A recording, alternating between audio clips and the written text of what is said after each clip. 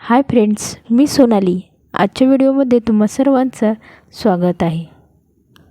आज आपण द्राक्षांपासून एक वेगळीच रेसिपी पाहणार आहोत. तर या ठिकाणी मी द्राक्षाचे हे 3 घड घेतलेले आहेत. तर वजनी बघायला गेले तर हे अर्धा किलो इतकं द्राक्षे आहे. तर हे द्राक्ष आहेत ते मी स्वच्छ असे धुवून घेतलेले आहेत आणि या पद्धतीने ते सेपरेट असे करून घेतलेले आहेत. एका प्लेटमध्ये ठेवून दिलेले आहेत. तर 2 वेळेस हे द्राक्ष आहेत ते मी स्वच्छ पाण्याने धुतलेले आहेत आणि ते या पद्धतीने बाजूला करून ठेवलेले आहेत. तर यानंतरच आता हे द्राक्षांचा आपण ज्यूस काढून घेणार आहोत. तर त्यासाठी मी एक मिक्सरचं भांडं घेतलेलं आहे आणि या भांड्यामध्ये हे द्राक्ष आहेत ते ॲड करून घेते व याला आपल्याला बारीक करून घ्यायचं आहे. एकदम बारीक असा याचा ज्यूस बनवून घ्यायचा आहे.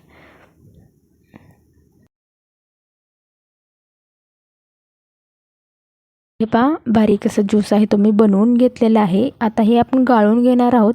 यासाठी एका पातेल्याला मी एक स्वच्छ असं कापड बांधून घेतलेलं आहे आणि यामध्ये हा ज्यूस आहे तो ओतून घेते व चमच्याच्या साहाय्याने या पद्धतीने तो आपल्याला फिरवायचा आहे. म्हणजे ज्यूस आहे तो खाली पडेल आणि जो काही द्राक्षाचा घट्टसरपणा आहे तो वरती राहील. तर याऐवजी तुम्ही चाळणीनेही हा ज्यूस आहे तो गाळू शकता. पण कापडाने काय होईल, तो ज्यूस आहे तो पातळसर कापडामध्ये पटकन खाली जाईल. त्यामुळे मी पातेल्याला एक कापड बांधलेलं आहे आणि या पद्धतीने ते दाबून प्रेस करून या पातेल्यामध्ये ज्यूस आहे तो मी सर्व काढून घेणार आहे.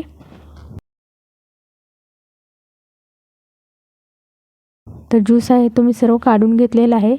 तर हे मोजून बघायचं झालं तर 2 कप इतका हा द्राक्षाचा ज्यूस निघालेला आहे. हे पहा. यानंतर यामध्ये पाव कप इतकं कॉर्नफ्लोअर यामध्ये ॲड करून घेते व हे सर्व व्यवस्थित असं मिक्स करून घ्यायचं आहे आपल्याला. यामध्ये कुठेही गुठळी वगैरे ठेवायची नाही. या पद्धतीने सर्व व्यवस्थित कॉर्नफ्लोअर या ज्यूसमध्ये मिक्स करून घ्यायचं आहे.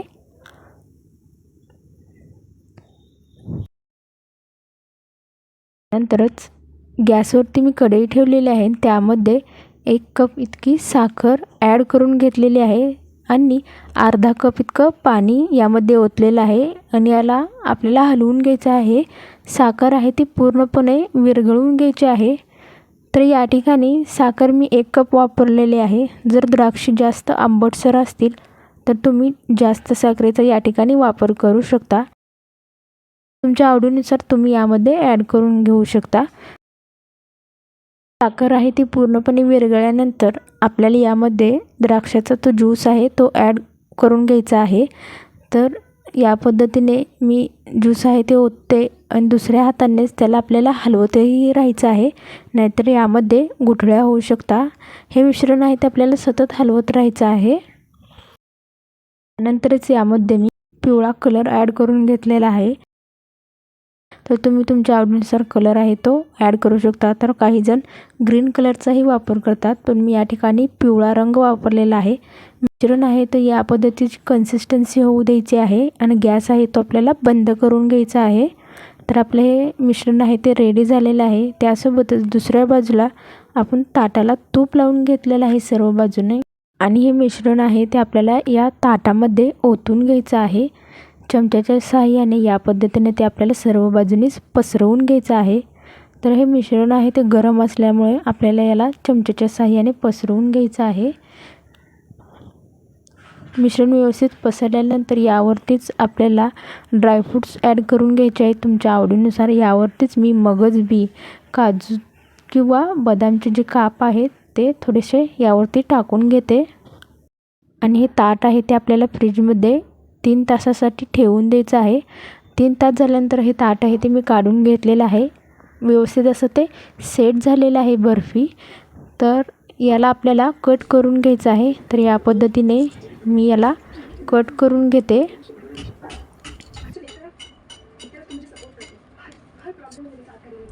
तर यातील एक बर्फी आहे ती मी तुम्हाला काढून दाखवते.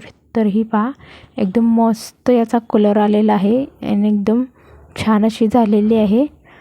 तर आपली आजची रेसिपी आहे ती तयार झालेली आहे. द्राक्षापासूनची ही बर्फी आहे ती तयार आहे. तुम्हाला ही रेसिपी कशी वाटली हे नक्की कमेंट करून सांगा आणि त्यासोबतच अशाच नवनवीन व्हिडिओंसाठी चॅनलला सबस्क्राईब करायला विसरू नका. व्हिडिओ पाहिला त्याबद्दल धन्यवाद.